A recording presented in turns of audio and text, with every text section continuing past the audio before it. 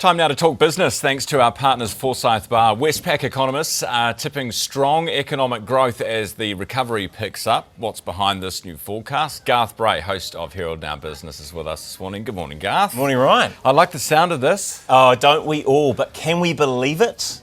I guess this is the thing, right? So Westpac basically saying they are looking at jobs and investment. They say there's some high signs of optimism there.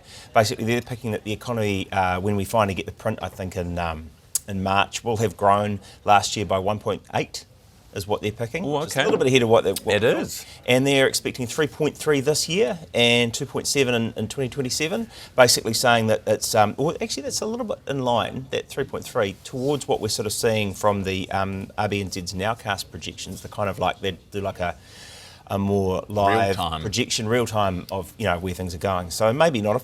And they're picking unemployment will drop 4.7 this year, 4.4 next year, which is about 2 quarters ahead of where the Reserve Bank was saying it would go back in November when we got the last kind of dump of information from them. We'll hear more, I think, will we hear more next week? I think we'll hear a rate cut anyway, or sorry, a decision to hold or whatever next week. But basically rising signs of real business confidence, and now really the key is who will actually start to invest and start hiring. But they're basically picking that there's a fair bit of scope for that. Great. Yeah, good news for homeowners too. Picking a 4% is their pick for growth for house prices this year, and 5% next year, which is well ahead of what ANZ I think we're picking. Yes. Basically saying extra GDP growth tends to lead to a situation. But the OCR, OCR, they were saying, it was Westpac this morning or yesterday that was saying the OCR, they think they'll do 6 hikes next year to 4%. Yeah, that's it. And which they're I guess is neutral rate of 3.75 they're picking, which is 150 basis points ahead of where we are now. So it's like you're good and you're bad, basically. You don't need the medicine anymore.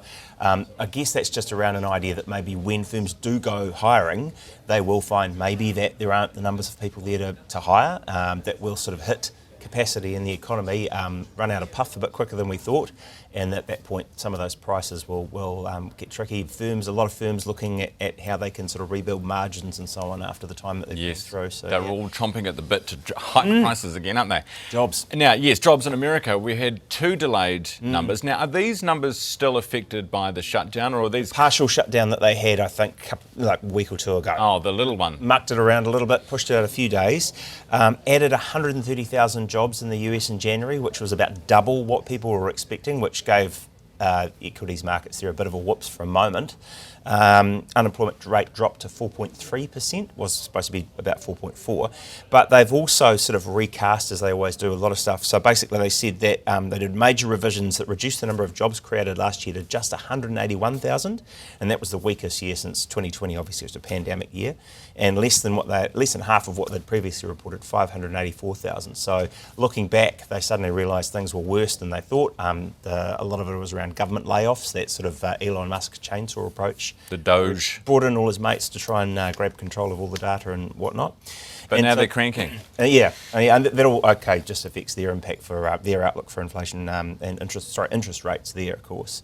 Yeah. Now, I want to ask you about this LNG story because, talk of the town. And we're listening very avidly to your chat with Simon Watts. So he was fired up. They're going to just go round their own the fast track's not quick enough, so they're going to go round the fast track by the sound of it. Not quick enough to get it done before the election. Locked exactly. in so that by it's winter. hard to unravel. Yeah, no. It's all about the power crisis, isn't it? Yeah. So what about, there is a warning this morning on gas prices. All right, so this is obviously going to mean that you've got LNG being imported to the country. It becomes a potential source, I suppose, as our own gas supplies that we sort of drag out of the Kupe and other gas fields sort of drop off. And one of the unsuccessful bidders, by the look of it, Turkish company that's taken part in this, Ship, which is a shortening of a very, very long, complicated name that I'm going to try and do, basically said, look, this is going to expose your market to those higher LNG prices. It could, as some of those contracts, long-term contracts for gas sort of drop off, mean that you're lifting those prices. Why don't you look at our option? Effectively, they buy the LNG, they keep it on board a ship, and they run a massive generator. They will just sell you electricity, and then you're just dealing with electricity prices. We will take care of that part of the risk for you. I guess that also sounds like it could be very expensive. Well, yeah, I think it was hundreds of thousands of dollars a month when you need it, but I guess it's sort of you're not having to necessarily build all of that infrastructure right. and lay in a course whereby you are locked into dragging in gas. I mean, some of the modelling that they've put out as well, this is that popped out yesterday. Basically, this is sort of taking the worst off a declining situation, and that's maybe the bigger story here. That even with this LNG proposal, as we get less and less gas available to run industry, we're getting a decline in GDP. And we're not really kind of addressing that. Yeah. That's a bigger problem. Yeah. It's like, you've got businesses that are shutting down. Balance, which makes a lot of the urea for fertiliser and stuff that's mothballed some production last year. Methanex, that just seems to turn the taps off whenever there's a problem. These are big industries. They're just kind of going to shut up shop. All right. Garth, thank you very much for that. Good to see you as always. Garth Bray, host of Herald NOW Business, and we talk business every day with our partners Forsyth Barr.